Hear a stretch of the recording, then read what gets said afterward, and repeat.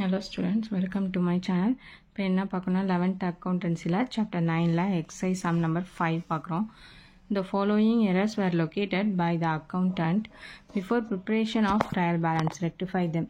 அதாவது trial balance prepare பண்ணுறதுக்கு முன்னாடி ரெக்டிஃபை பண்ண சொல்கிறாங்க. அதுக்கான இதெல்லாம் கொடுத்துருக்காங்க டிரான்சாக்ஷன். ஃபஸ்ட்டு பாருங்கள், the total of the discount column of ₹1200 on the debit side of the cash book was not yet posted. அதாவது டிஸ்கவுண்ட் காலம் எங்கே வரும், டெபிட் சைடு தான் வரும். அதை வந்து என்ன பண்ணுறாங்க, கேஷ் புக்கில் வந்து போஸ்ட் பண்ணாமல் விட்டுட்டாங்க. ஓகேவா? அப்போது இது வந்து டெபிட் சைடு அப்படியே வரும். டிஸ்கவுண்ட் காலம் account data to suspense account. நம்ம வந்து பேலன்ஸ் உள்ளதை கேஷ் அதெல்லாம் போடாமல் என்ன பண்ண போகிறோம், சஸ்பென்ஸ் அக்கௌண்ட் போட்டு ஜர்னல் என்ட்ரிஸ் போட போகிறோம். அப்போது ஹெட்டிங் எழுதிங்க, journal entries, date, particulars, left, debit, credit. First entry என்ன வரும், discount account allowed column data to suspense account. எவ்வளவு, 1100. நரேஷன் எழுத மறந்துடாதீங்க. Being discount allowed not recorded now rectified அப்படின்னு சொல்லிட்டு நம்ம நரேஷன் எல்லாத்துக்குமே எழுதணும். ஜர்னல் என்ட்ரிஸ் போட்டாலே நரேஷன் எழுதணும். Next, the total of the discount column of the credit side. Discount column of the credit side அப்படின்னா என்னது, டிஸ்கவுண்ட் ரிசீவ்டு. அதாவது கிரெடிட் சைடு தான் டிஸ்கவுண்ட் ரிசீவ்டு வந்து நம்ம வந்து என்ட்ரு பண்ணுவோம். அப்போது அது discount received of a cash book was undercast by 500. அண்டர் கேஷ்னால் கம்மி, அண்டர் கேஸ்ட்டு ஷார்ட்டு லெஸ் அதெல்லாம் வந்துச்சுன்னா ஒரிஜினல் என்ட்ரி தான் போடணும்.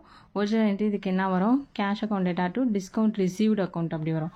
அந்த கேஷ்க்கு பதில் தான் இப்போ சஸ்பென்ஸ் போட்டு போட போகிறோம்.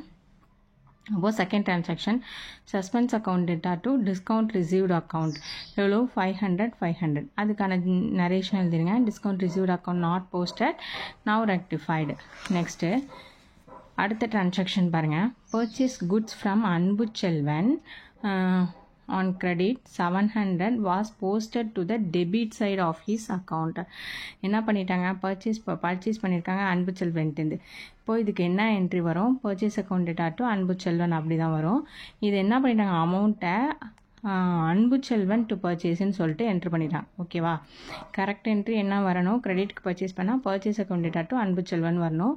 ஆனால் அவங்க என்ன பண்ணிட்டாங்க, அன்பு செல்வன் டு பர்ச்சேஸ் அப்படின்னு சொல்லிட்டு டெபிட் சைடில் என்ட்ரு பண்ணிட்டாங்க.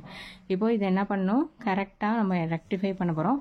அப்போது அன்பு செல்வன் எங்கே வரணும், கிரெடிட்டில் தான் வரணும்.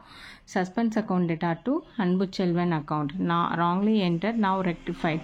ஹலோ 700. ஓகேவா? இந்த என்ட்ரி புரியும்னு நினைக்கிறேன்.